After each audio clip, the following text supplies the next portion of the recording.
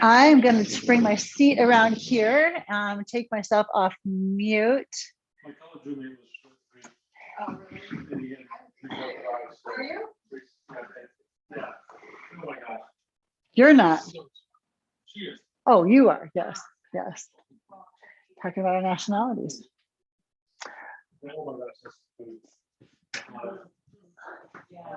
Welcome to Body Butters. I love teaching all of these courses, these journeys, because I like to show in really simple forms what you can do with some fun ingredients, and how once you get back home, what you can do this time versus next time, how you can make, you know, we're going to make 7 ounces all at once today. So you're going to see how quickly you could make a series of gifts. So, you know, Christmas cookies at one time of the year, you could do this in the form of a bug spray. I mean, a bug balm sort of thing too. So you're not limited as to what you can put in for the essential oil. You can have it just be a basic body butter that just nourishes the skin. And who in Colorado doesn't love that? But also you can take it, and then as you're going to see, we're going to add essential oils in. And I'm going to show you kind of where in the end, so that yours can be different than yours, which are different than yours. And if you end up wanting to bring one home, you can make yet a different one, and how simple that is. So you've all been handed a manual. And if you are purchasing this class, then you are emailed a manual. And let's go ahead and kind of familiarize ourselves a little bit with this. One of the things that I like to jump into, this is always everybody's biggest shock. And I think we have Andrea, who was here last time, and we talked about here on page 2, essential oils are highly concentrated plant substances.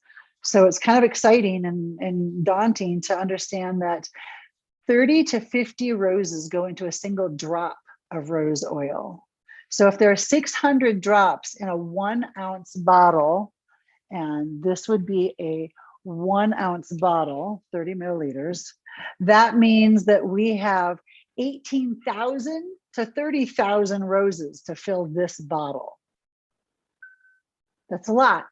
That's a lot. So it gives us a little bit of perspective with just how potent they are.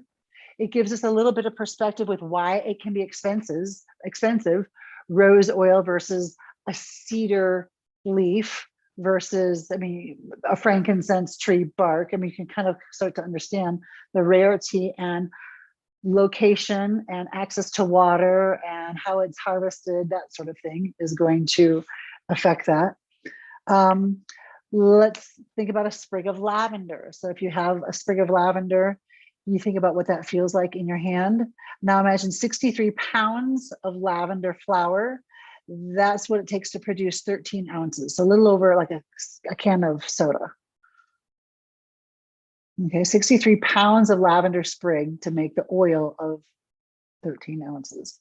Again, it puts it in perspective of what our production is like and why it's really important to understand why companies will cut corners, because you can see with that type of production what that could be like, and why we don't want to cut corners, because what that would do to the product and to the earth and to the water and to the soil, and on and on. So when you're purchasing oils, it's important to understand from the company what are their sustainability practices, how seriously do they take this, do they understand the magnitude, are they wanting to cut it with other products to save money, are they wanting to have it full of strain because they're wanting to use it for a healing benefit like a body butter, face cream, an inhaler or something. Again, just be able to do your own awareness. So when you're holding a bottle of essential oil, it's inspiring to think about what went into producing it, the amount of plant material that's in every drop, the dedication of the farmer, the distiller putting into the growing and harvesting of the plants, and the art of distillation itself.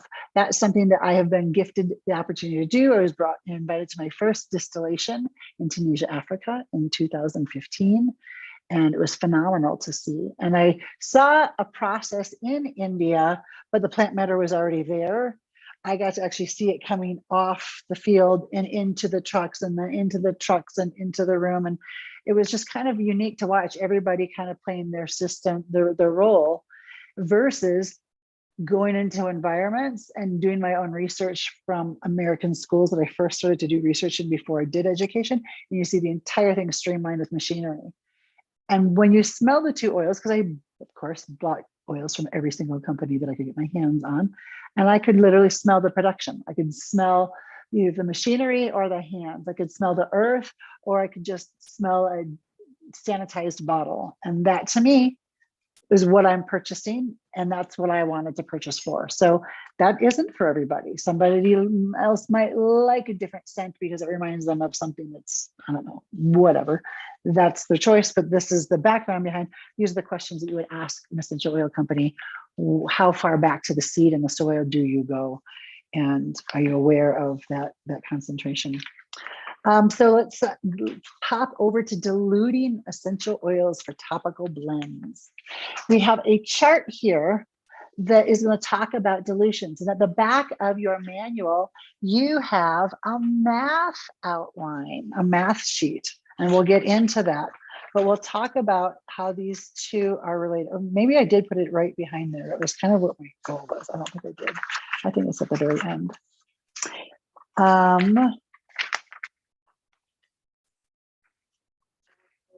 Math worksheet at the very back page. So as you look at your, I know. As I said, yeah. And if you pass, then you get to take your body butter home. And if not, then no. I can't seem to find mine. But anyway, if you look at your math worksheet, it depends on, it's kind of a image of what I've done here. Depends on the percentage that you want. I'm going to take over yours. Why is it 1, 2, or 3%? Okay, so let's look at the math worksheet. Do you see that's the dilution? Go to the math worksheet. That's okay. That's okay. Yep, nope. And then we're going to answer Mike's question, because he is going to we're going to answer that.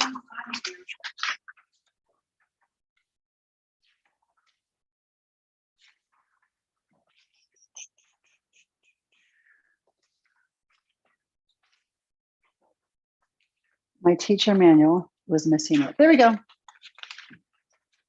If you look at your math worksheet, we've got some questions here. How many ounces of the body butter are we going to be making?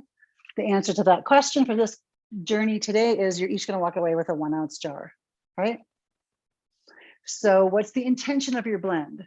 Are we going to use a 1, a 2, a 3% dilution to achieve our intention?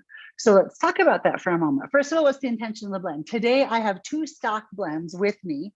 So I've already pre-calculated out what the ratios are. So you don't have to do that, because we're going to actually focus when we get into the data sheets.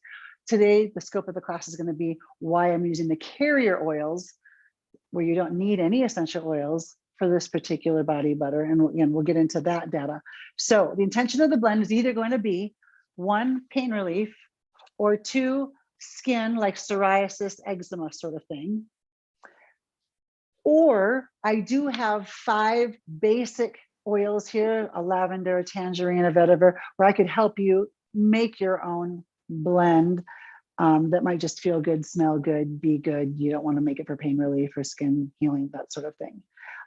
If you're purchasing this product or this class online, you probably had the choice of 1 or 2 of the stock blends. And so it's you're just putting that in. I'm not following that. I thought some people did online and we did the class. I didn't follow that. So some of us did both, online and in person. I'm confused by what you just said. I'm talking to the camera right now, and so that's okay. No, I don't. No. You're good. You're good. I was saying if they no, you're totally perfect. So if people had purchased it at home, then they would have already had this conversation, and so I was saying that to the video. And so if they're here, the benefit with being able to be here and live is that they get to decide 1%, 2%, or 3%. So now let's flip to the page beforehand, or page 3, diluting essential oils for topical blends. So we can answer Mike's question. First of all, we have as you can see in this chart, is a 1 ounce, a 2 ounce, or a 3 ounce jar. So for today, let's just talk about 1 ounce. That's all we're going to be working with. But you can use this for later because, again, I'm going to ask you about your fun math because you have a worksheet for this. 1%, 2%, 3% is going to be dependent upon how strong you want something. I call a 3% to 10% a medicinal to perfume level of concentration. Perfume meaning, hey, I want to use jasmine oil, I want to use rose oil, and I don't want to put the raw oil on because it's so expensive, but I'll put a healthy portion into my jojoba oil, and then I put that on me and it acts as a perfume. So anything less than 10, 20% without alcohol, like grape seed alcohol or something, it doesn't stay on the skin very long. And so people are disappointed in essential oils as a perfume if they don't have it at a higher concentration with another substance. So again, something to consider. It's not a poor quality oil. It wasn't intended, and your body is going to sweat it off within 3 to 7 hours, depending upon whatever you have going on, versus something with alcohol in it. You spray a perfume or a cologne on, that suckers on until you take a shower and maybe even then some. Again, different process for what people want. So let's go back to, now let's go from, that's 3%. It would be something that I would say, hey, I have a medicinal topical need for this. My opinion is that everybody making a body butter today is probably going to use a 3% dilution. Now let's talk about when you would want 2% or 1. Maybe you have somebody who's super scent sensitive and they want to just tone it down a little bit. I go in and I get a coffee, the regular pumps or sugar in it. I always say, if it's 3 pumps, give me 2. If it's this, I'm one of those people for that sort of sugar thing. I like it less. Some people are that way with the aroma. They want it just a little bit less. They're using it for medicinal purposes, but they need to soften the aroma, and you will get therapeutic benefits from the body butter without any essential oils, as we will get to in this particular with the data sheets. 1%. Let's talk about that. Miss Sizzle, will you do me the honors of kind of reading out loud, because this, I think, is something that you work with a lot. Why would we want to use a 1% dilution? For children under 12, those dealing with compromised health, including someone who's frail, older person, pregnant, people with long-term illnesses or immune system disorders. A 1% dilution is also a good place to start for individuals who are generally sensitive to fragrances, chemicals, and other environmental. Okay. So you can see that then we pop up in the official terminology, 2% is just, you're going to use it regularly. Maybe you went from having something that's not acute, but it's almost chronic. And so it's a regular thing going on. Or you're like, this is seriously a chronic issue. I have acute flare-ups. I need something and I want to try and avoid an over-the-counter pharmaceutical at all costs. So I want to make it up at that 3% level, maybe even 10% would be, if you were going to go home and make maybe a muscle relaxation blend for an athletic performance that you had, or a body butter for you knew somebody was sick and they had the flu or they had COVID, and it was literally going to be 4 to 5, 7 days of body aches. They'll go through that one jar if you do it daily, 1 ounce within a week, because of the amount that you're using. So this is just to give you kind of a little taster and a flair. I would recommend that you would use the 3% dilution. So how many drops are we going to be putting into, yes, Mike, how many drops is each bottle going to have? 15 to 18. And I generally, in a large group, go less is more. Why? Back to the first page, each drop contains how much plant matter. If I can salvage that plant matter, if I can use that for something else, not that I don't want to continue to sell you all essential oils at maximum amounts, but at the same time, I really want to have most bang for your buck. And if you can make 15 work, then do that. Always start at the lower end of that. When we do a drop by drop blending, that's at the bottom of this, we did that with the inhalers. That was a little bit more easy because you're putting a total of 15 drops into one particular inhaler. Whereas what we're going to do today is we're actually going to make one batch for everybody we're going to put in all of the carriers in, and then in your each container, if you all want the same, we're going to put that in the initial recipe. And if everybody wants something different, then I'm going to have you put that into your container, and then I'm going to give you a glass stirring wand to mix that all up. So we can show you how to batch it as well as how to individualize. That's it. Do we have any questions so far? This is I'm getting a huge shadow, but I'm going to go through the math with you. Go to your math page. Back to that again. So if we are making only one 1 ounce jar, how many drops of essential oil would you need? Mike had that answer, 15 to 18 drops. Ding, ding, ding. So how many essential oil drops total are we going to be using in today's recipe? Well, let's go back and look at our math. So we have a chart that has, we're making 7 ounces total. The recipe is going to be 1 ounce of beeswax, 2 ounces of jojoba, 2 ounces of baobab seed, 2 ounces of Kombo butter. So that should total up to what we're going to end up with. Okay, so far this is good math.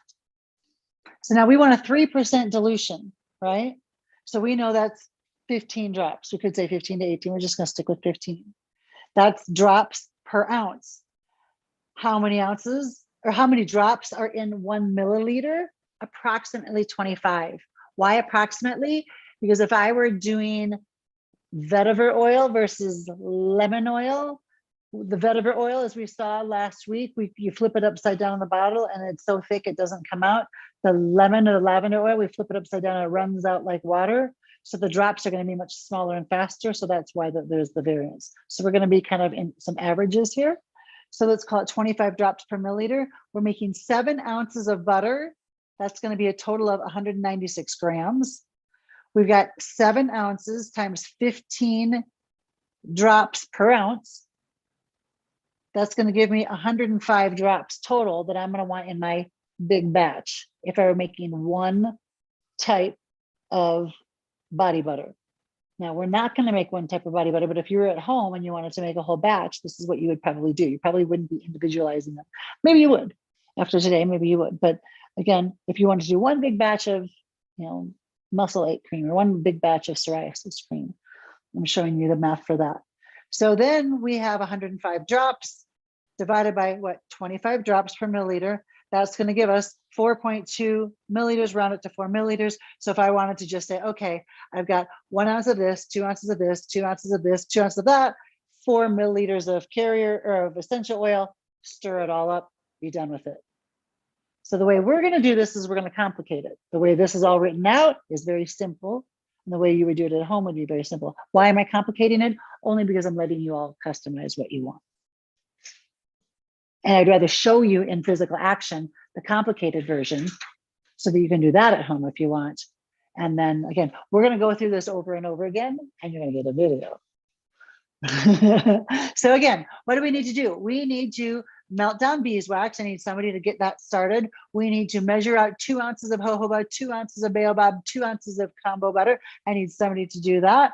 And then we need to set up I need somebody to chop the beeswax because I have put the beeswax in, it's in its original form. I have set up the kitchen right here to show how the beeswax is here. We have a container here. We're going to melt down the beeswax into this container sitting in hot water, and away we go. So can I get some volunteers? Who can I get to chop the wax? Mike's going to do that. Thank you. And who can I get to measure the oils? All right. And I'm going to have Andrea be part of my cleanup committee as we go along. As soon as we're done with the job, we'll kind of get things cleaned up so that we're kind of completing. So, and actually, why don't you fill up the water and get that bubbling? So water in the pan, not in the glass carafe. Yep. So just filler. Yep. Just enough to, yeah. just enough to kind of get it halfway up so it'll get that good and hot and melted. That's Perfect. really Yep. enough. Yep. And then as Mike gets the wax cut up, You know, pieces like that. yep, the smaller the better. And I'm going to bring the camera over. I did bring a scale so that we can go over that recipe. Always tear it out, meaning clear it. I have it measured in ounces. So we'll move that over to ounces. If I take that, that shows, it's not showing it. Not showing it.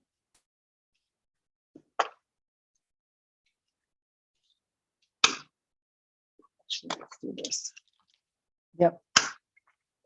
A little tray on there. Now we'll tear that out. I just want to see if that's gonna... I think we need a little bit more in there and it will start to kick up. But I definitely brought the exact amount of beeswax that we need so we wouldn't have to measure that out. I really wanted to measure out the jojoba oil. And I thought that we could do that in a, that's it, empty, right? Yes, it's empty. What? No, it is. I just wanted to make sure. I'm just trying to, yep. Can't be clear enough. So what would be the best way? Normally I would have a little carafe and a pitcher, but I was trying, let's just put it right in here. Because all you're going to measure out. Yes, super good, super good. But I'm going to actually have to do the Baobab too. So I got to think about this differently. I forgot about that. Let's put that in here. And then we'll use a little spatula. So I'm going to use a glass dish. Okay. Put that here. I'm gonna cut this one up. Yes. All of it. Yes, you find that job. Yeah, hey, baby. Uh-oh. It doesn't seem to be working, does it? Oh, that's why. Oh my goodness. Make sure that you have your screen off your scale. There we go. There. There. So now we'll tear that. So this, I'm just curious. Yep, perfect. So I would start with the 2 ounces of jojoba right in there. And then we can use a spatula to get every last drop.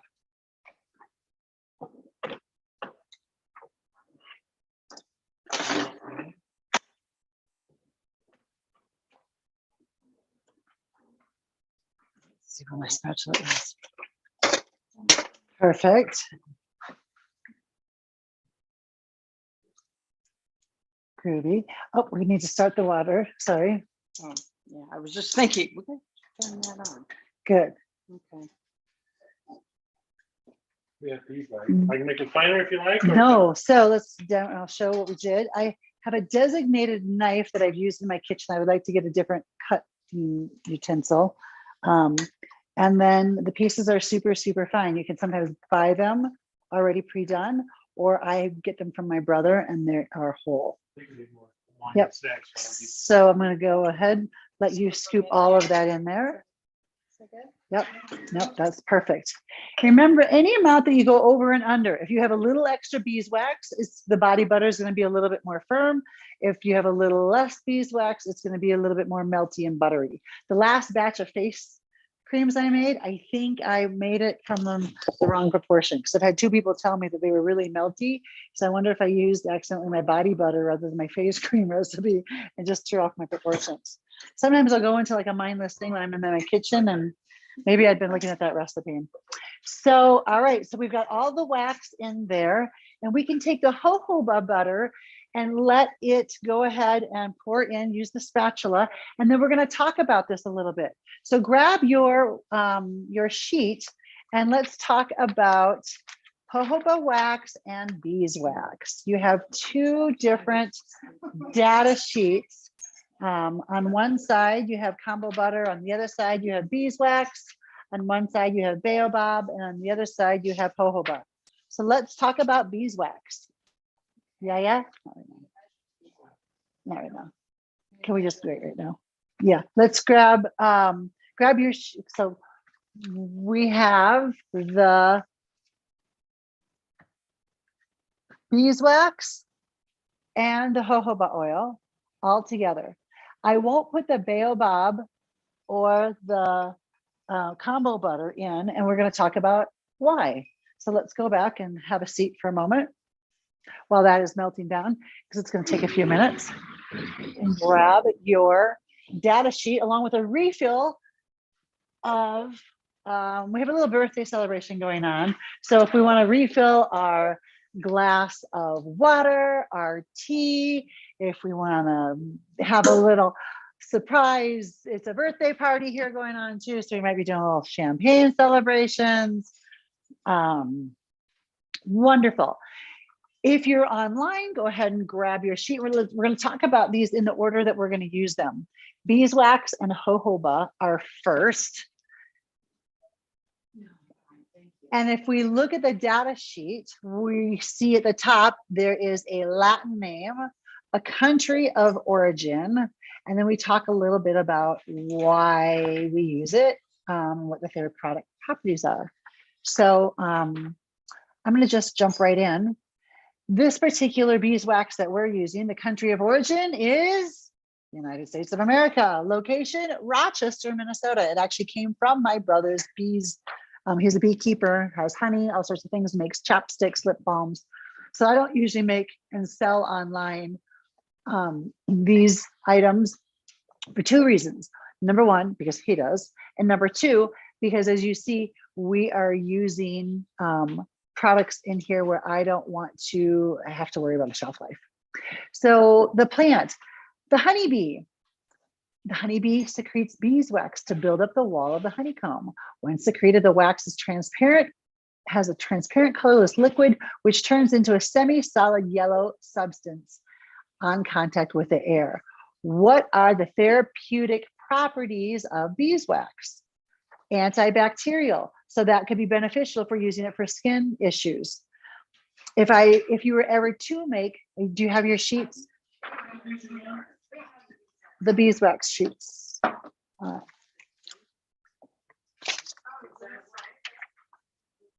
Front and back.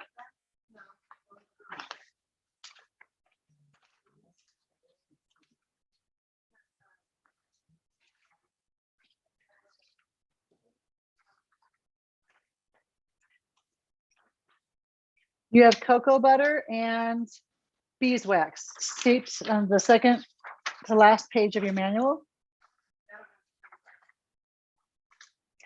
Okay, let me give you this one. Do you see it on yours? Do you have it? Yeah, I do. You have it? You have it? Perfect.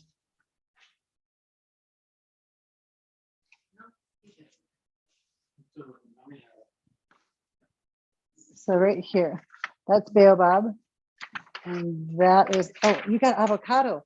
This is crazy what this happened. All right. Avocado, but it sounds delicious. Jojoba and beeswax. Got it. Right there. All right. So back to therapeutic properties. We went over the Latin name, country of origin on the left side. On the right side, extraction method. If you were curious, this should all be part of your manual. Apparently my collator had some issues, but we'll get this in the right order if you're purchasing this online. This oil can also be extracted by using heat, not just cold press. So it just produces a much less desirable oil, and sometimes you can get more. So there again, perfect opportunity for adulteration with beeswax. And it's important to know where you're getting it from because of how it's going to melt. Our therapeutic properties, anti-aging, improving skin tone, elasticity, and all of these have been components that have been scientifically proven. So it's chemistry that we can, I only talk about the components that have been studied and shown to enhance whatever it is that we're looking for. Moisturizing, it helps the skin retain moisture. So we use beeswax when we make face creams, lip balms. relieves chronic skin issues, helps relieve the dryness, irritation, itching of dermatitis, psoriasis, eczema, and other skin issues. So again, this is why I would use beeswax as my emulsifier to hold the product, the oils together, and the therapeutic benefits behind that. You could go through and read some of the fun benefits. So let's talk about quality and shelf life, because that's something that we did not get into earlier, which we did with the inhalers. Quality and shelf life, we mentioned a little bit about the importance of that, but the shelf life is only as good as the shortest shelf life oil in the ingredient, in the product. So some of the fruit oils that we're using today are a shelf life of 1 year. Very quick turnaround, very quick turnaround. You want to use this in 3 months, 4 months time is generally my rule of thumb when you're making homemade products. And that kind of fits with Ayurveda, because Ayurveda says every 3 to 4 months, you're in a new season. You're in a different space of mind. Your body, your skin, everything is different. You should be using something different on you. Don't buy the biggest jug and have it go forever. It should be small quantities. Whatever you're not using, keep it in the refrigerator, because we're not using preservatives in here. And that's part of the beauty of this as well. Little known facts: the white powder on the outside of the hard fruit shell is rich in ascorbic acid, vitamin C. This fruit is soaked in water to allow the powder to be absorbed and uses a lemonade drink. This drink is the pulp of the fruit and is used to reduce fevers. Kind of fun. How about that? How about that? Oh, wait a minute. I read that wrong side. I was like, that didn't sound right. Because I switched it. Little known fact: people have been using beeswax as antiseptic. Thank you, Mike. Skin healing, skin moisturizing. It's also been used for centuries to heal wounds. Honey with lavender essential oil can be used on a bee sting. Kind of fun. You can turn the water down to low, because now that it's hot, we don't want the necessary shake. How are we doing? Are we melted yet? Almost. Sizzle is sizzling, watching, stirring up a little bit. We are completely melted. Perfect. This is where it gets fun. So now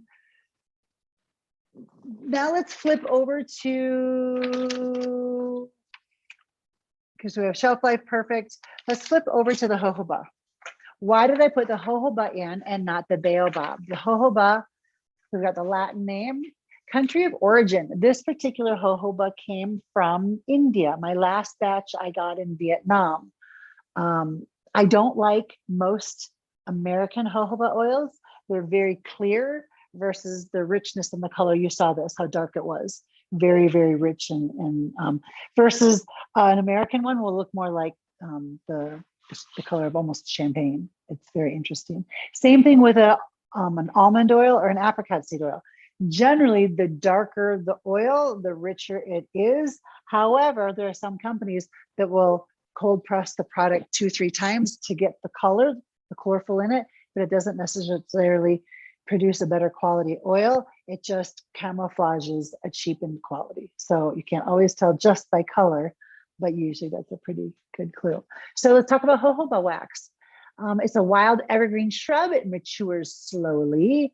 It takes the female 5 years before it bears a seed. The seeds are similar in appearance to coffee beans. They grow in arid and semi-dry areas. That's why I get them generally from Vietnam or India. I can find different, areas in there, in that realm. Aroma, generally a faint, sweet aroma. We use jojoba oil because it's generally unscented. It's the one that can carry an essential oil or a product without having a fruity flavor. However, it's a little bit more expensive than some of your fruit oils. And generally how a plant grows and how it harvests is a lot like how you can use it and what the shelf life is going to be. So, for example, fruit. If you have fruit in a warm climate, it will produce fruit over and over and over again throughout the course of the year. It's not just like a one-time a year sort of thing. You can get things to grow in different environments. Versus if you take the jojoba wax, it matures slowly. If you look at an olive oil tree, it can take a long time. I think it's 14 years before they can harvest their first batch of oil. So again, the quickness of how something can grow can sometimes give you a clue as to where on the body to use, what it does, how it produces it. The jojoba is a shrub versus a coconut oil is a high tree. So a high tree is going to be something more airy, more lighter, more cooling. So again, they all give you soft little clues. Coolest thing about a jojoba oil, which is why I like to use it in butters and such, let's jump down to quality and shelf life. It's believed as an antioxidant, does not go rancid. It can extend the life of other oils. It's temperature sensitive only, meaning it hardens when it's cold, but there's of no concern. Technically, in the aroma world, it's considered a forever shelf life. They call it 18 years, but they have to give it something, but it just, all it will do is turn into a wax. Sort of like honey. Honey really never expires. You know, if you put water in it and you start to mess with it and it ends up getting sealed with other things, then it can go bad. But that's because you did something else to it. So a poor quality honey, a poor quality jojoba oil, a poor quality will have a different level of shelf life. So this is great to use jojoba oil in our skincare and in our body butters, because I can then throw it into the on the stove. It helps to melt my wax, and it can abstain high heat. Coconut oil also has a really high heat, but almond oil or apricot oil, you would never want to put in and melt it down like that. Sort of like we'll get to with the Baobab oil. Little known facts: Native Americans have been using jojoba for centuries. The first record of it is from 1701. Native Americans were crushing jojoba seeds to produce oil to treat sores, cuts, and burns. Jojoba was used to moisturize and protect skin and hair against the hot desert sun. So I also use jojoba oil in the beard oils and in the hair serum that we make, because it's great for the scalp. Again, if you got something that can be a soft, waxy substance, it can kind of help hold in the oils. Let's jump over to now Baobab. We're going to put in Baobab and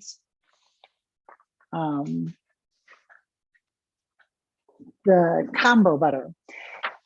When it's a super soft, buttery form that doesn't really need to be melted down, that's generally something that we don't want to have on high heat. So if we look at Baobab, country of origin, South Africa, Australia, South Africa, the tree has a massive, thick trunk, unusual trunk, and the branches look like roots. It's often called the upside down tree.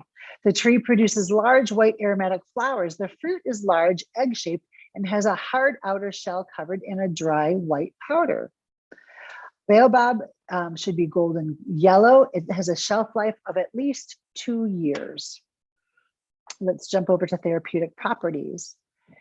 Anti-aging, improves skin tone, elasticity. It's an emollient to help soften the skin. It's moisturizing. It can relieve chronic skin issues, dryness, irritation, itching of dermatitis, psoriasis, eczema. So there again, you can see why I chose to use that today. We can use coconut oil any old day, but if we're going to have an education, it's kind of fun to pull in some new oils and to learn a little bit about why you would use that. I wouldn't ingest Baobab oil, but I would if I were making a tincture that had coconut oil in it. So there again, not all oils are carriers. I wouldn't ingest jojoba oil, but I could apricot or almond if I had to for some reason. I wouldn't recommend it, but I'm just saying it's not the same as like jojoba oil is more of a no, whereas all of you could. So knowing your oils and why is kind of why we're focusing on this more so than the essential oils today. Little known facts. The white powder on the outside of the hard fruit shell is rich in acid. Oh, I think I said that. The trees can grow to enormous size. The Zambian people see themselves as the custodians of these trees. Sounds a little bit like Avatar and yeah. So it's kind of cool to draw a plant, a healing product from something that people see as sacred. I find that fascinating and fun. Let's flip over now to our Kombo butter. And I have the wrong sheet. Can I borrow somebody else's? Sorry, I really just didn't do this right. So Kombo butter, country of origin, West Central Africa, a little island from the coast, from the Sierra Leone to Nigeria. It's commonly known as an African nutmeg. The shrub has needle-like leaves and purple and white flowers. It's an aromatic odor that's rich, nutty, and fruity, kind of like a Roman chamomile. So I take into consideration when I'm putting in a carrier for a face cream versus if it's going to be on the body. Now, I made my last batch of face creams and I used tamanate oil because there is not a better oil for regenerating the skin or muscles. But oh my gosh, it's super stinky. And I didn't put any extra oils like fruity things to soften it. So it was just what I wanted in there. And I haven't had any complaints so far, but that's one of those where I probably should have thought that through a little bit. And anybody who's like, nah, I don't care, I'm using it for the good of the oil, then that's going to be great. But otherwise, something that's more fruity, Kombo butter is the fat of the seed of the extract of the kernel of the, oh my goodness, Cyanthus anguilensis. I'm not pronouncing that correctly. Or the shrub. So it's a thick, oily, rich oil with granulated pieces throughout. It will melt when the butter is warmed. So we didn't really need to melt that down at all like we did with the wax. Sometimes if I'm putting cocoa butter, which this original recipe called for cocoa butter and coconut oil, the coconut oil in the middle of this time of year could have been harder, and the cocoa butter would certainly be in flakes. So are we ready to craft away? Well, you can eat up, that's all right. Let's make this. We're ready to combo. So who do I, let's see. We're gonna do some more measuring. Who's measuring for me? Is it Andrea? Okay. So as we go to measure,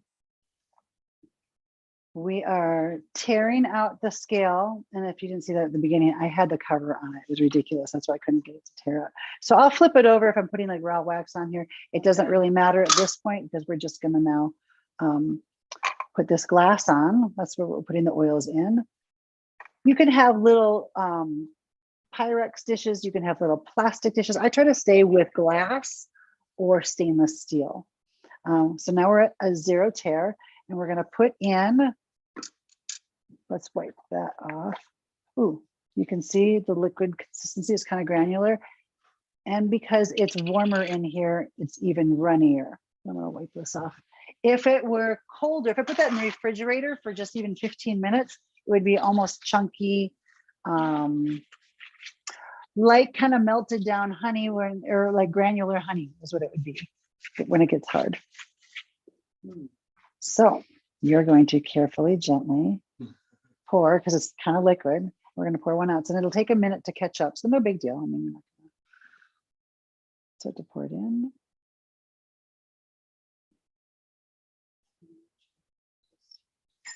There we go.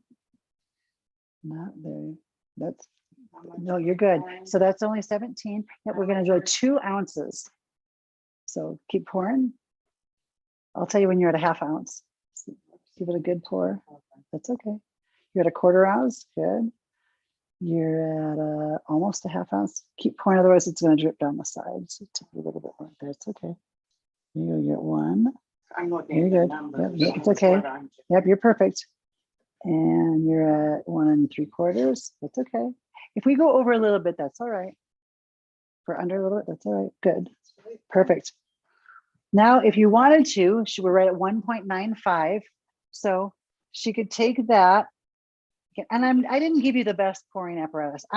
Sometimes when I do the videos, I do try to show you if you were at home doing this on your own, what would that be like? So I could take that and just kind of put in a little extra drop. There we are, right, 2.2 ounces. So I'm going to rinse or tap that off. And the Baobab is going to be a little bit easier. We can actually just tear it out and now just pour in 2 ounces directly in there again. Hang on a second. I think, oh no, I don't know if that's going to pour. Yep, no, sorry. So very carefully because it'll go quick. 2 ounces.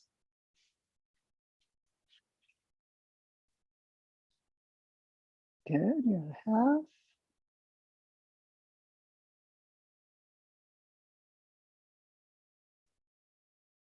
Right. It's nerve-wracking when you're being recorded. You've got everybody watching you. You've never done this before, and you're not. You're beautiful at that. You're totally crafty.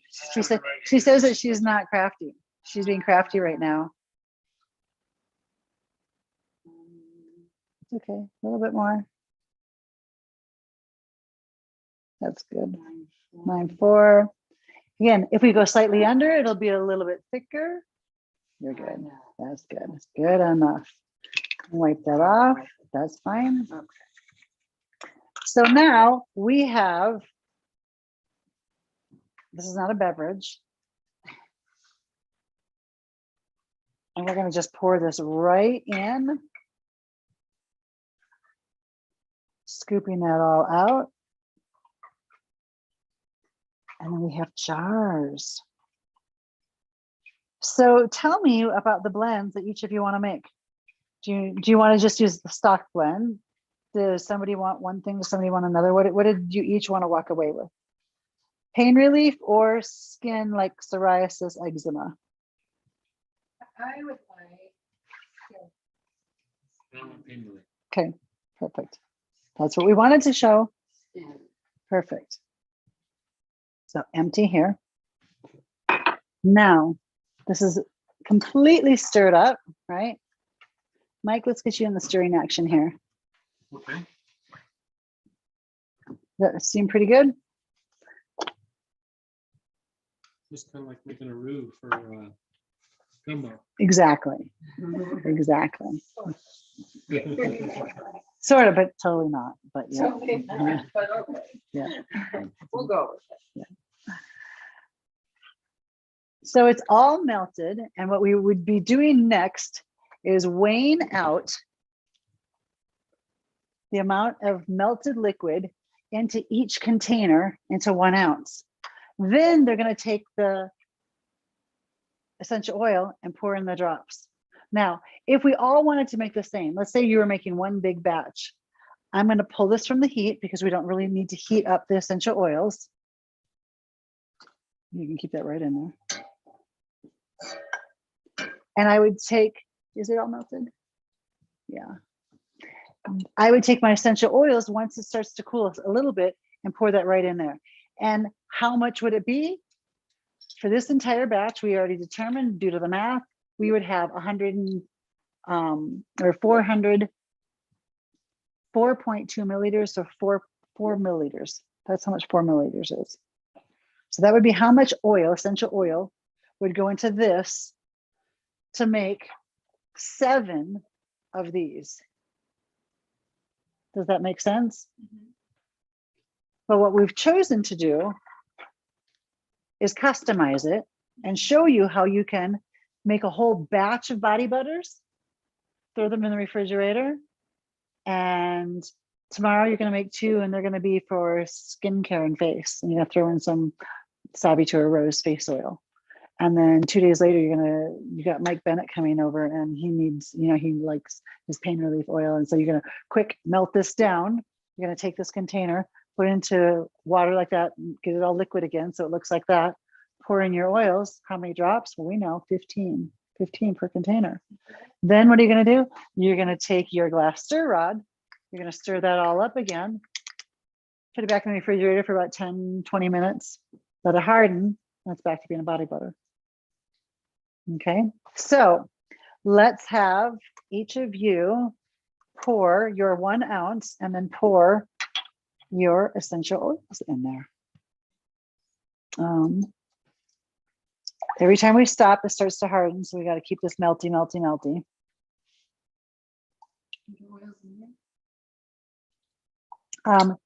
This is the pain relief and the psoriasis blend is right there. Yep. If you wanted to customize and make something different, just a basic, I had, those are these other oils that I have. Yep. And then All of the above blend. you wouldn't want to put it all, like a psoriasis blend is going to have different oils in it than a pain relief blend, because a psoriasis blend is going to be sensitive to the skin, whereas a pain relief blend has peppermint and cut clove and some oils in it that might be a little bit intense on the skin. Ooh, And if you want to wear an apron because you're going to melt and get stuff all over your sweater, you might want to do that. Okay. So, are we decided? Are we ready? Who's going first? We're going to kind of remelt this. This is looking a little bit chunky here. Birthday girl's going first. Birthday girl's going first.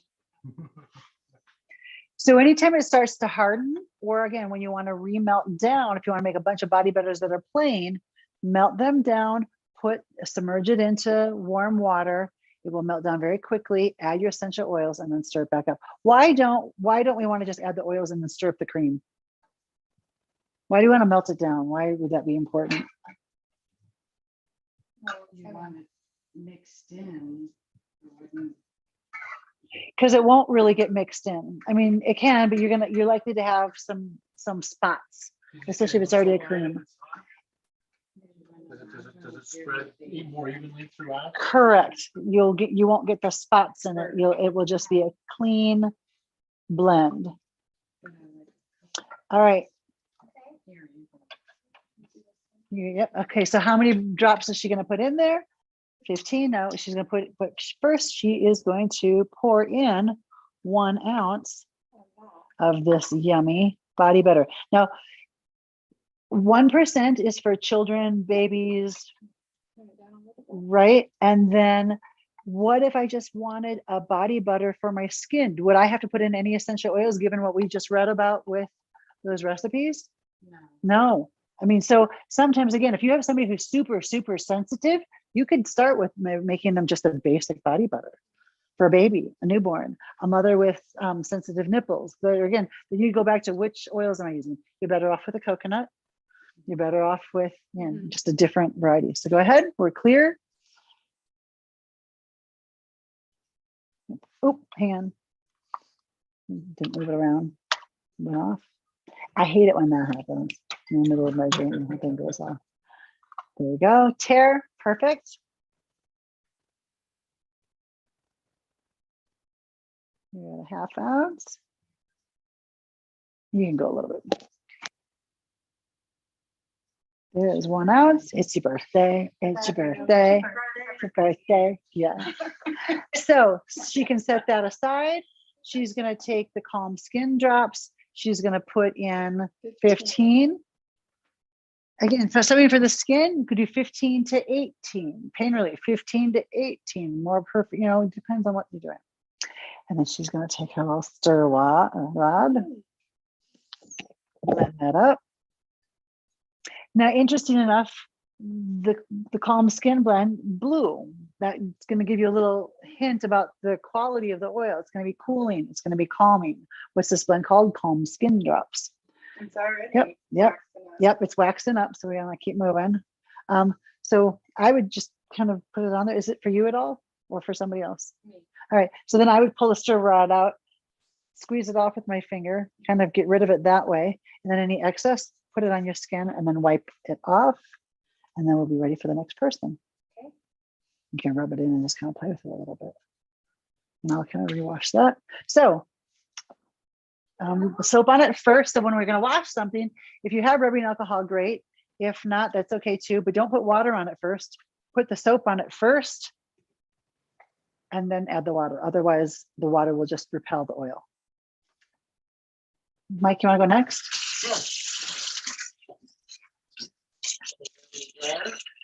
Grabbing a jar, tearing out the scale.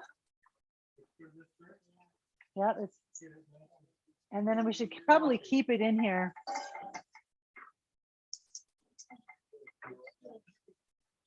Okay.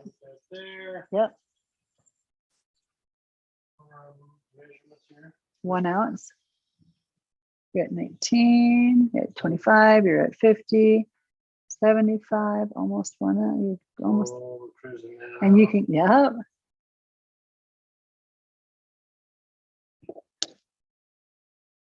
Great. So now he's going to take the pain relief blend. Right on the number.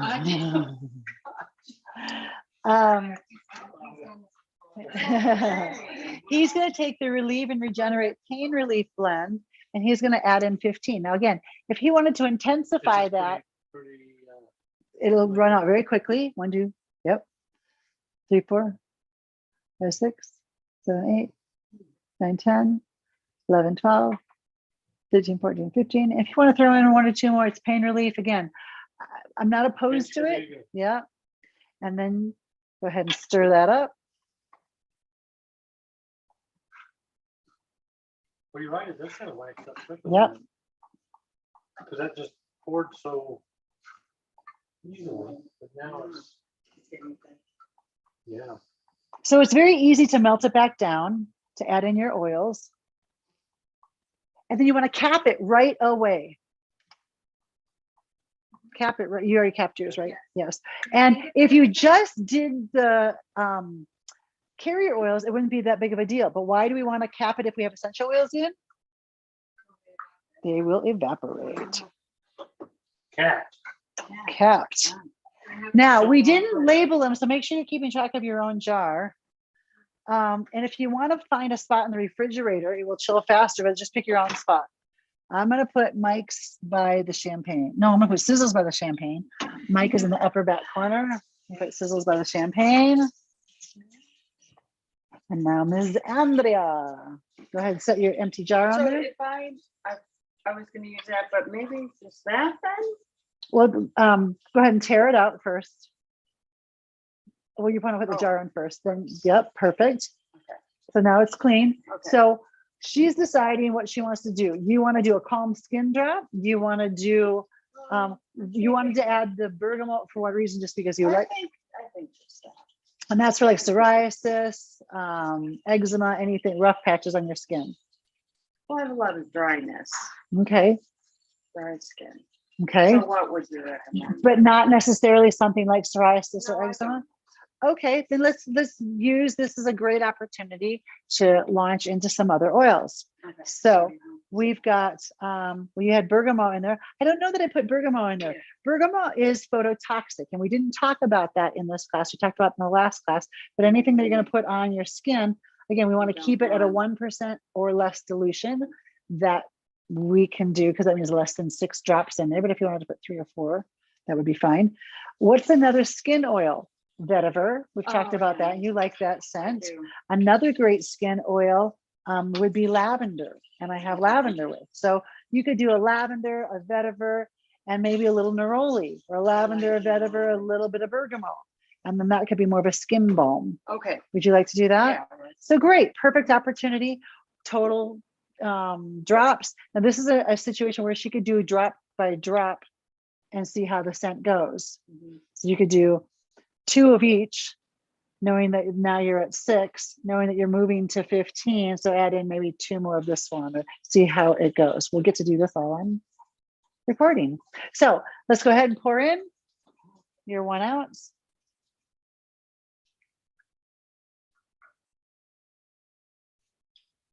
Oops, this is gonna be hot. There you go. There you go. Now that should be okay. Yep, you're fine.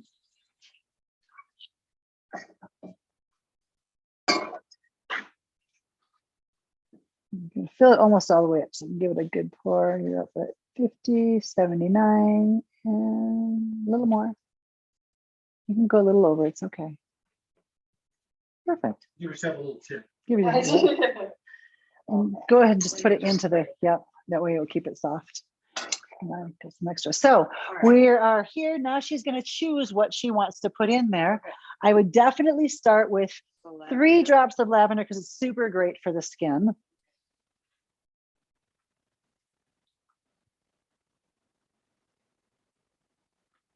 Great. Now I would put in, vetiver is the thicker one, so I need to quickly pop this off for you. That will come out really thick. Do you want me to try and help pour that?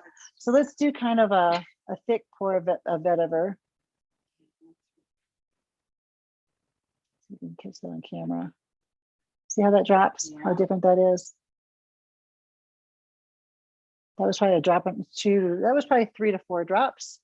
So now did you want, I would go with neroli before bergamot because it's great for the skin, and who doesn't love neroli?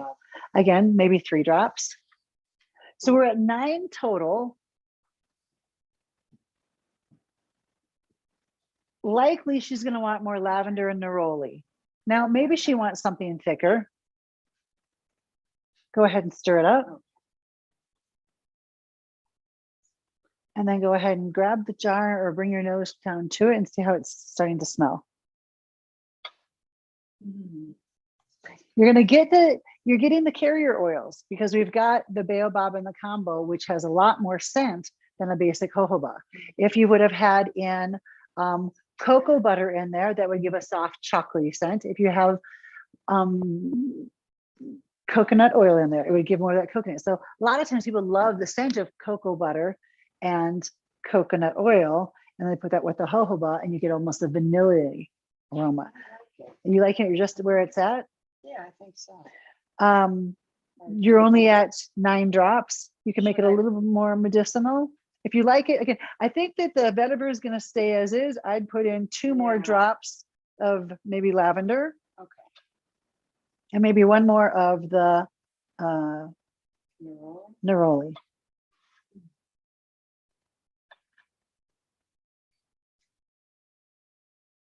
One more of the neroli. Yeah. So the top note's going to be the lighter oils. They come from the cold pressed parts, the flowery plants, and the bottom note is going to be the earthy, the seed, the tree root, and that's going to be the vetiver. Did that brighten it up a little bit? Not that it needed it. Yeah. So at this point, I would take this, I would stir it up real good and make sure you're getting the sides in, because it started to, as you see, harden a little bit, which is great, but that's why we want it all melted down. Oh, it's really nice. Yeah, it is. The vetiver is going to get held onto by the other oils. So the lavender and the neroli was perfect. Go ahead and put your lid on, and I would take your fingers, smear that off, and put it somewhere on your wrist, your arm, and then we'll put that in the refrigerator, and we'll put yours underneath on the bottom. Your turn. My turn. So we have all this left over. I was going to actually just take 1 big jar, or actually maybe I'll make one as a gift for someone. I'll do that first. Let's see. Tear.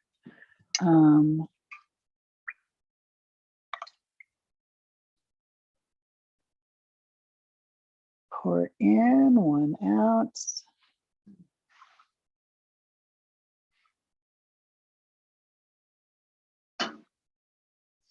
And I could make this for one of my friends who has a birthday card and has psoriasis. 1, 2, 3, 4, 5, 6, 7, 8, 9, 10, 11. I'm using that bottom end of this. I'll stir it all up.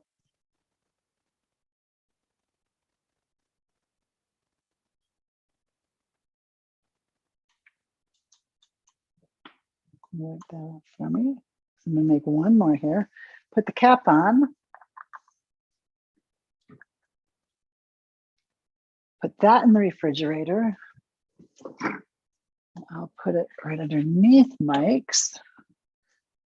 And then what I'm gonna do is, because I only have 1 jar left, I'm gonna just take whatever I have left over and put that into this jar that I had that was not sellable necessarily.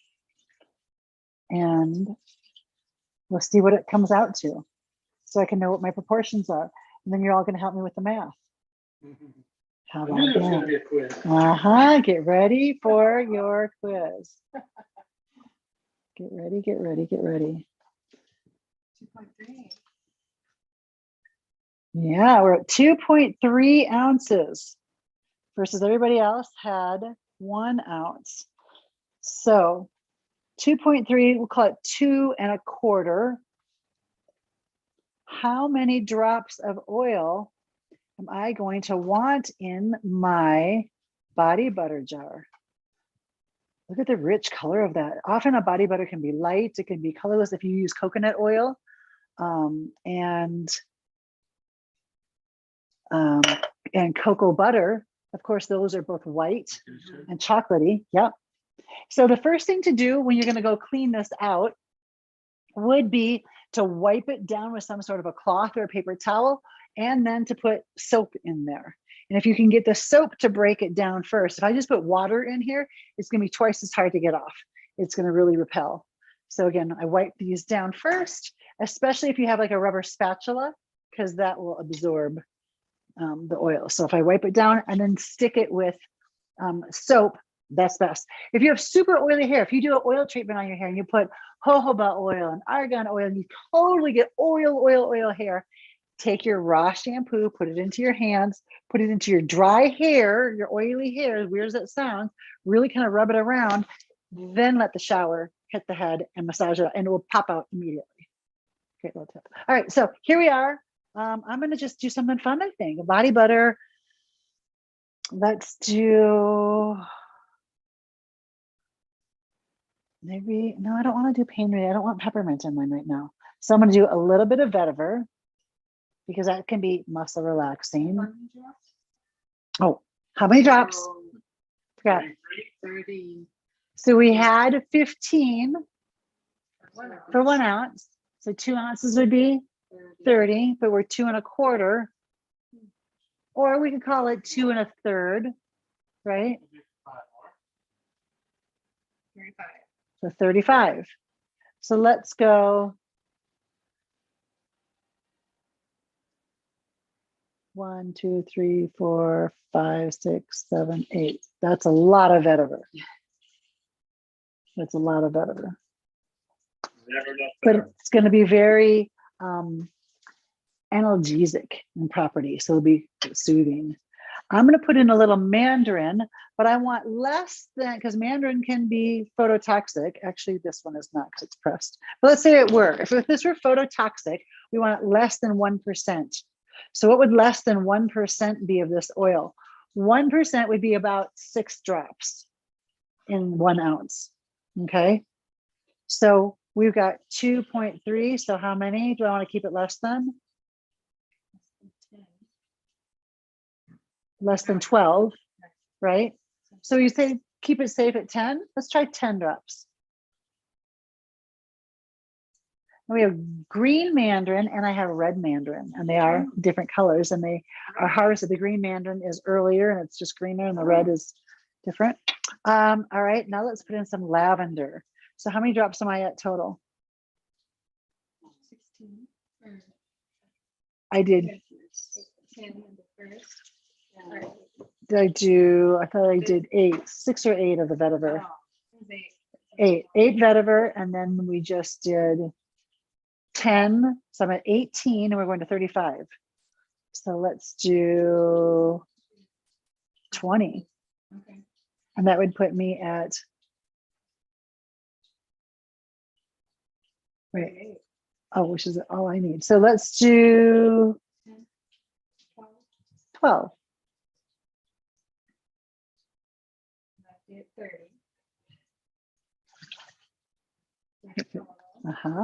Now I'm gonna put in some neroli. Oops. Neroli. And we'll just do, and I can go a little over. 1, 2, 3, 4, 5, 6, 7, 8, 9. Let's see how it goes. Wow, smell that. And the oils are all sitting at the top, so they're gonna sink down a little bit more.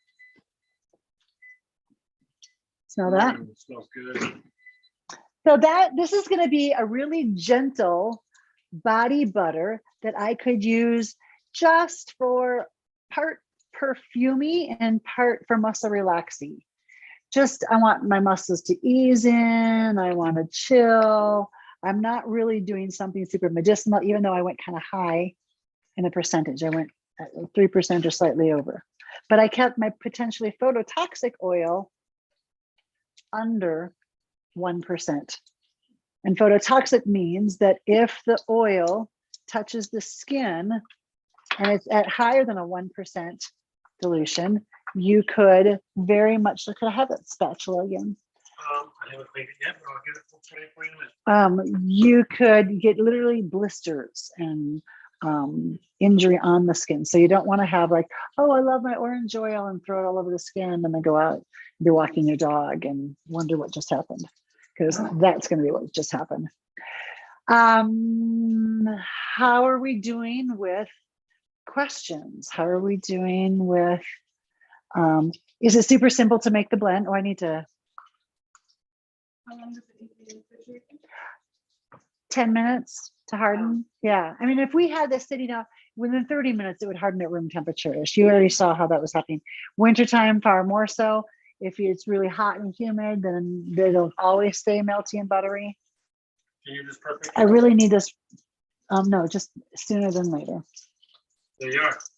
Perfect. Perfect. And why sooner than later? Again, because I have a lot of rare essential oils in here and they will evaporate while it's first still melting down. Once they're all in there, then it's all good. But right now they're still kind of melty and I want them completely mixed. Sealed in, yes. And yeah, it's thick. It's almost like a peanut butter texture right now. Isn't that crazy how fast that happened? And so, you know, this is my little leftovers. I'll use this on myself as a trial and error. I'll use the other as some sort of a gift to a friend who definitely has psoriasis and some issues on her skin. Yes. Take that on one side. Or either way. Yep. No, good. Yep. Normally you would pour it all the way to the top. It would fill. There we go. Perfect. Put that in the refrigerator next to my other one. Let's see how. Susan was the birthday girl. You went first, right? See what it looks like right now. Ooh. So I'm gonna put it back in the refrigerator, but you can see it's already solidified. It's not really melting. Yeah. It's gonna be very, very dark in color because of the Kombo butter and the Baobab seed. Again, had we used jojoba, cocoa butter, and coconut oil, it would be very light. It would be almost this color, cream. So the carriers are really shifting that. That's what I was. Yep. picturing. Yep, for sure. Yeah, like Yep. your Yep. facial. Yep. And sometimes my face creams are more yellowy, depends on what I've used, or more white. All right, so let's kind of go back to our manuals, see where we're at, refill perhaps your beverages. We covered dilutions. Let's talk about shelf life and blends. Shelf life is super important, something that I want to always cover because you've now just made a product with shelf life.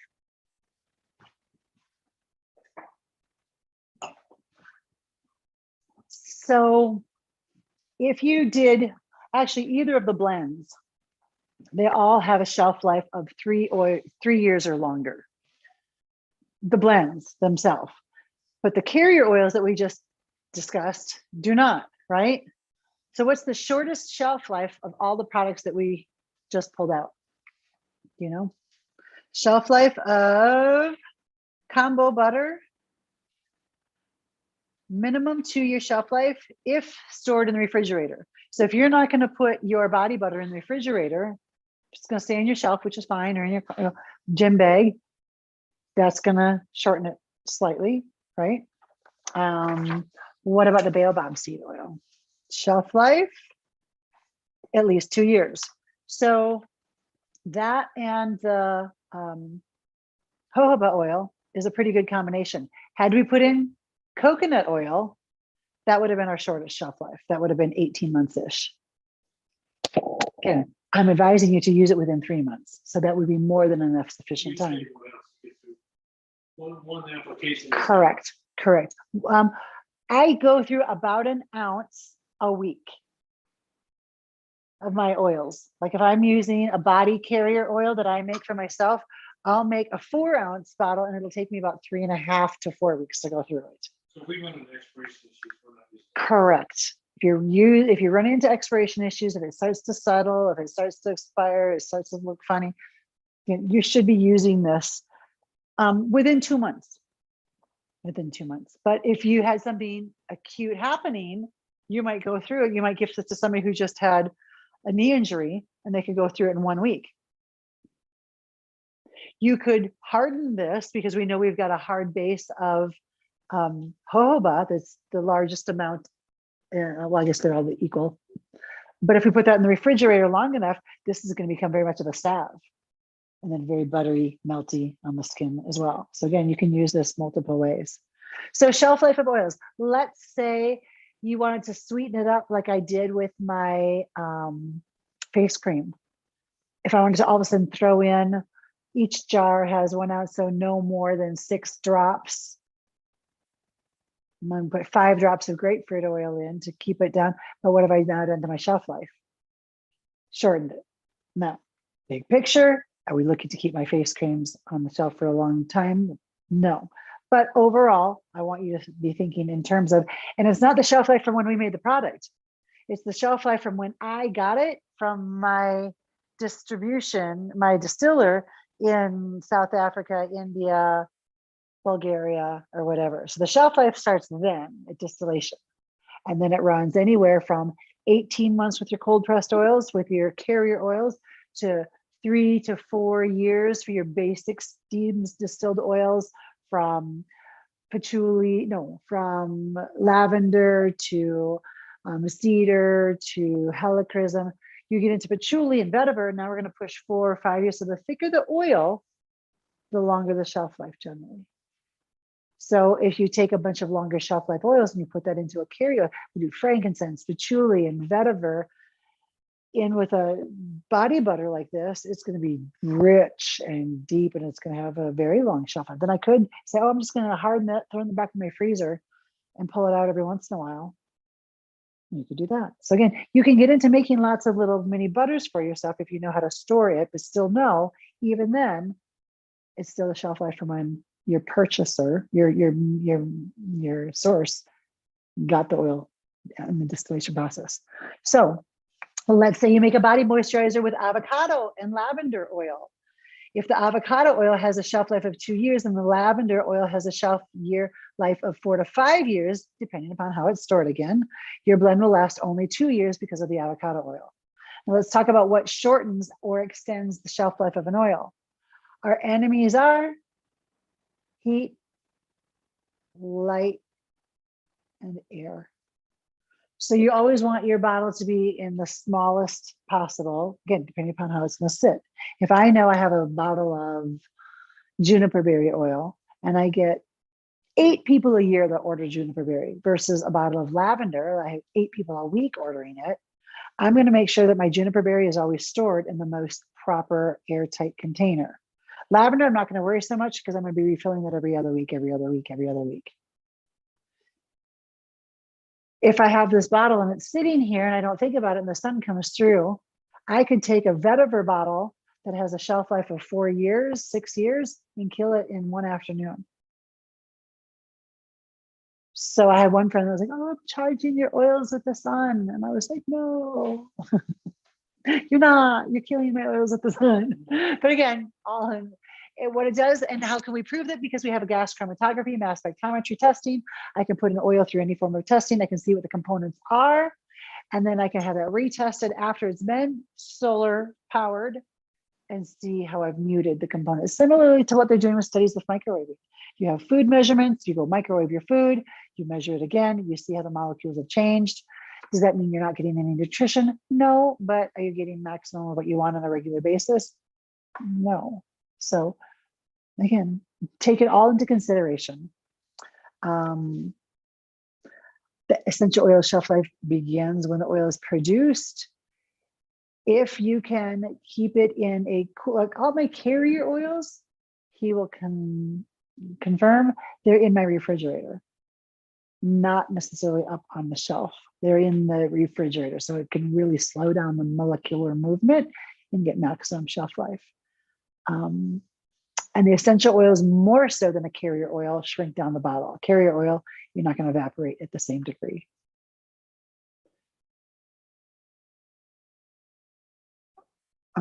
If you're making a Hydrosol blend, so when I make the face creams, I put Hydrosol in there. I put aloe in there. Now I've really shortened the shelf life. Technically, they'll say 4 weeks to 2 months. I think that's being really conservative because I use it on a regular, I'll say up to 6 months. But again, don't go more than that. And if it starts to spoil, then maybe it was in a warm car, maybe it was in an airplane in extreme heat, maybe it was something else happened to it. If it was always kept in the refrigerator, that wouldn't necessarily happen. So Hydrosol Blend is something that is one or more water-based products, such as hydrosol or aloe.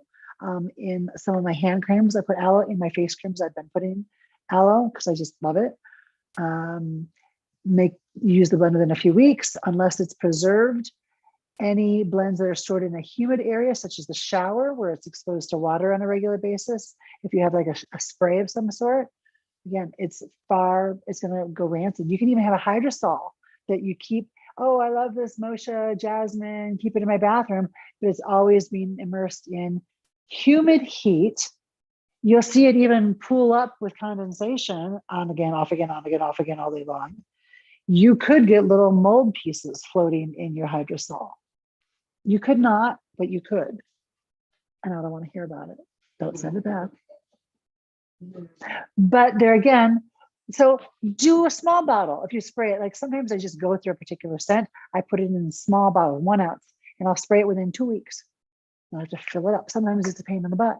And I'll be running out, going around, coming back. And I'm like, oh, you'd think I could fill up my own darn bottle. I've got all this stuff right here. But again, it's because I have it at a small amount. So storing your oils in a cool, dark, airtight container, storing your carriers in a refrigerator, storing any creams. Like, so we could take that body butter and put it in the concentration. I would put 10% concentration and do a bug spray or do the bug concentrate. And you could have that be like a bug balm that goes on when you're outside, when you're, mowing the lawn, when you're whatever. And then the skin, is so good. But that's something there again, I would keep it in the refrigerator and only because you're only going to use it a couple times a week, maybe. Versus somebody who's got psoriasis, they're going to put this on every single day. Somebody who's got acute pain every single day for that moment. So can I ask you just a practical question? Yes, please. We just issued an ounce of this. Mm-hmm. If I was going to go out and buy my own ingredients, Mm-hmm. I would check on your website and I would buy, I guess we have our math sheet to figure out how many drops of each. But I want to make several editions of this. I could buy. Would I buy your regular wax? Would I buy?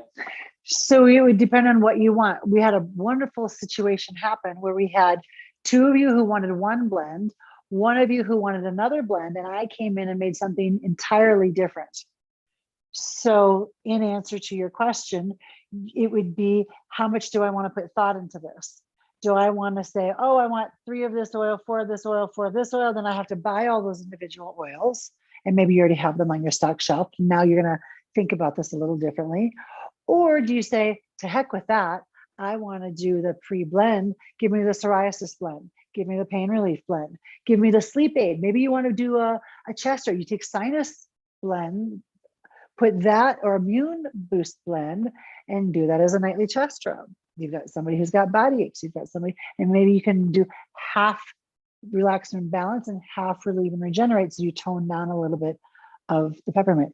So in answer to Mike's question, you do what you choose or what you want to do. Some people want to be the alchemist, and some people are like, heck no, you've already done the math on that, do it for me so I can meet you wherever you're at. And the blend, you might get more use out of because you can put that in the diffuser. You have it already in your body butter to make. You could put it into a carrier oil. I mean, it depends. I personally don't want somebody to necessarily blend something for me. I want to do it myself because sometimes I might want it more one way or another, but I know that. And somebody else would be like, I have no idea when I want it one way or another. So these classes are generally designed to allow you to start to become more the chemist. The next one we're going to do is going to be a Saturday. It's going to be a 3-hour class. And we're going to do salt scrubs and hand soaps. And there again, now we're going to get back into the essential oils. When would you use, what oils would you use for a salt scrub that's going to go on the body? How would you use a salt scrub different in a shower versus in a bathtub? How would you use a salt scrub for somebody who's got a medicinal issue with their skin versus somebody who wants to just relax and let go? How to use a hand soap if you have somebody who's elderly and they're very sensitive to scent versus somebody who loves the wild scent. So we'll discuss, I think we'll go through at least 6 different data sheets on essential oils that are based on skin specifically versus something that's just for aromatic purposes. Yay. Any other questions? You have a blank sheet that you can maybe make some notes, write about what blend you did. Why did you use it? What was your intention? How many drops did you use? Especially you, Andrea, since we did a customized one for you, that would be great. And then I do invite you to really go through the safety. Children ages this is what we would do, compromised health. Don't use them directly on the fur or skin of animals. Really go through this manual. We talk again about phototoxicity. It's common phototoxic oils. If you have follow-up questions, I would love a response email, because you were in this course, you're going to get an email. I don't know if it's 24 hours from now or 3 days. I've kind of changed the setting, but it will basically say, hey, generally speaking, how are you doing since we last met? And I would love your response with, hey, I am using my body butter. I haven't used it yet. I gave it to somebody. I want to learn more about this or that. Let me know in a response how it is for you. And I'm going to go ahead and end here for our live. Thank you for joining us.